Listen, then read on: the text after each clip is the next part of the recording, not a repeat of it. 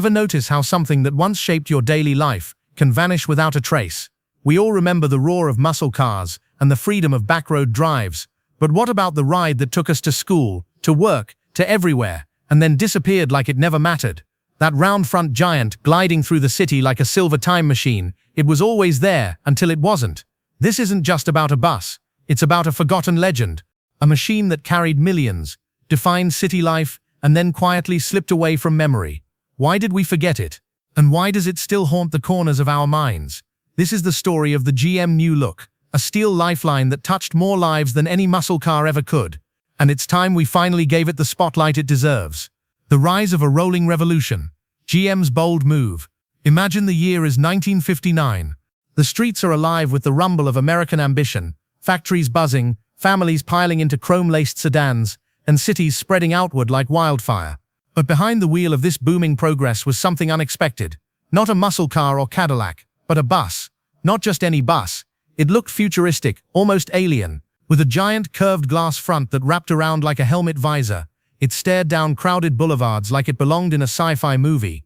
Kids gawked at it. Drivers cursed when it passed. And riders, they stepped in without realizing they were boarding a piece of history in motion.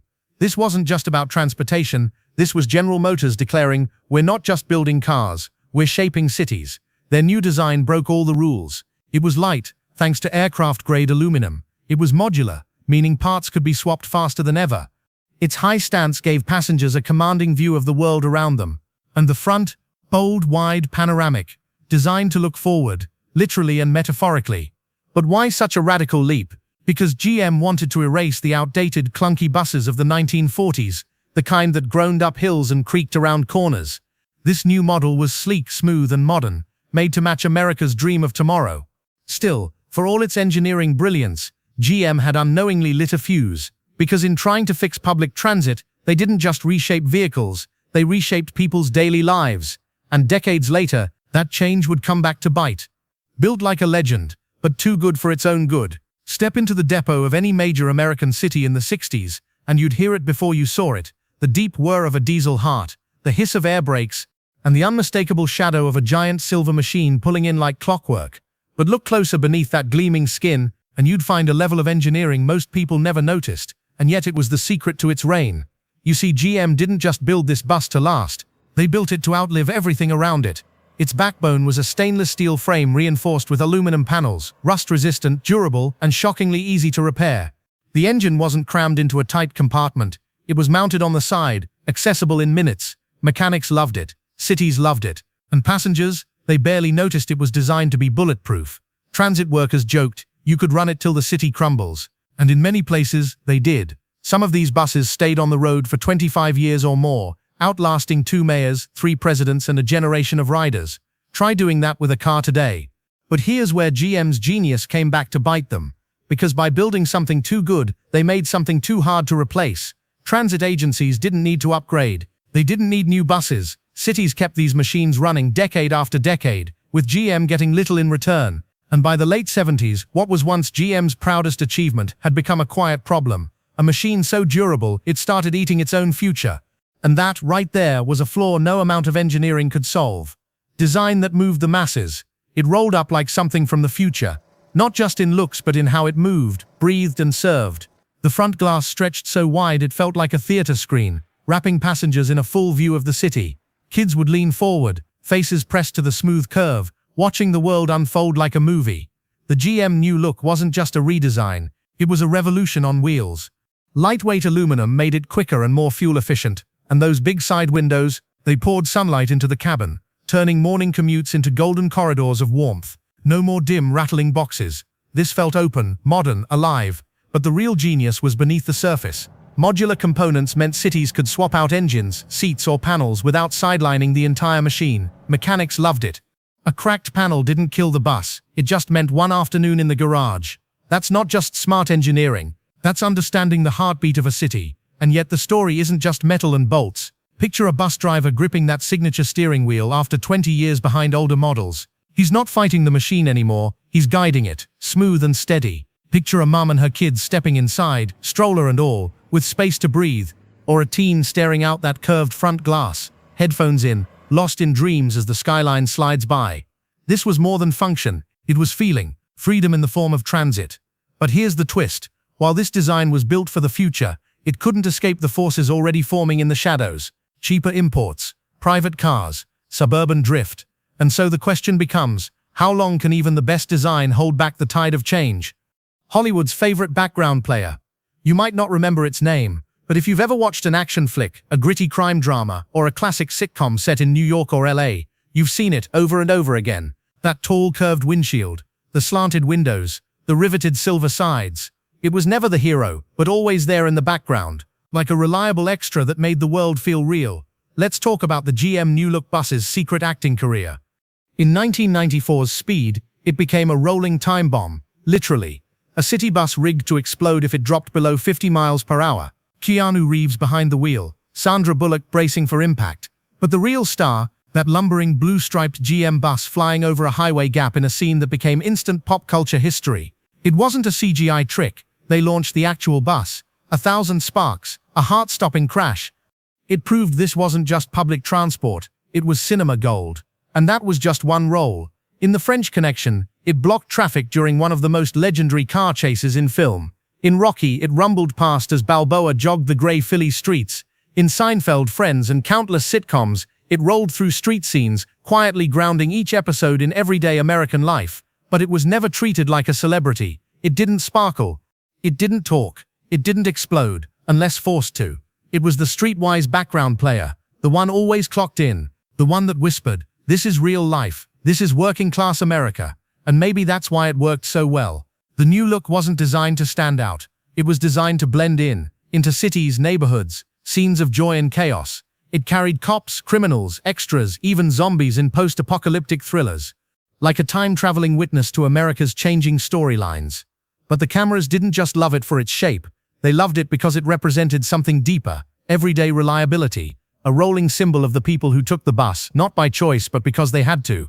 And that quiet dependability, it created a strange problem GM never expected.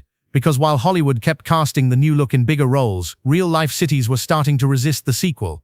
GM set out to build the future, and they did. But they never expected that future would refuse to fade. By the early 1970s, their new look bus had become a city fixture from coast to coast. But something strange was happening. These machines simply wouldn't die. Designed to last maybe 12 years. Some of them ran for 20, even 30. In Calgary, one rolled until 2003. Mechanics called them indestructible. Transit agencies said they were too good to replace. But what started as a triumph soon turned into a problem. GM had big plans for a next-generation bus. Sleeker, modern, more profitable, but cities weren't buying. Why would they? Their old fleet still ran like new. It was like trying to sell a new smartphone when the old one never slowed down. Innovation stalled.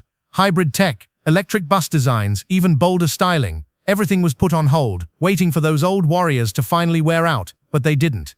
In trying to build the ultimate city bus, GM had unknowingly frozen progress. They hadn't just engineered a workhorse, they'd locked transit in time. And the same bus that once drove America forward had now become the very thing holding it back. By the late 1980s, the curved glass legend that once ruled America's cityscapes began to fade into the background. Transit systems, chasing modernity and efficiency, slowly retired their fleets, not with fanfare, but with quiet indifference. The new look bus, once a symbol of urban progress, was now being replaced by boxier, colder designs, route by route, city by city. Even GM, aware that their old champion had overstayed its welcome, introduced the sleek RTS in the late 70s, hoping to usher in a new era. But the shadow of their own success lingered. The once revolutionary cruiser was now a relic, its windows filmed with dust, its once bustling seats slouched in silence. Many were sold off for scrap, forgotten in weed-choked lots, their steel frames destined for the furnace. The fall wasn't sudden, it was a slow erosion of relevance. Yet as the last ones disappeared from the streets, something strange happened. Nostalgia crept in. Transit museums, preservationists, even filmmakers began seeking out the old GM icons, not for transport but for storytelling. Because somewhere between those rounded windows and rumbling engines lived a memory of a different America. A time when public transit felt futuristic, when riding the bus felt like being part of something big. The veteran transit giant was gone, but its story was far from over. Not all of these curved glass legends vanished. Some found new life thanks to people who saw more than rust and broken taillights. They saw memories worth saving.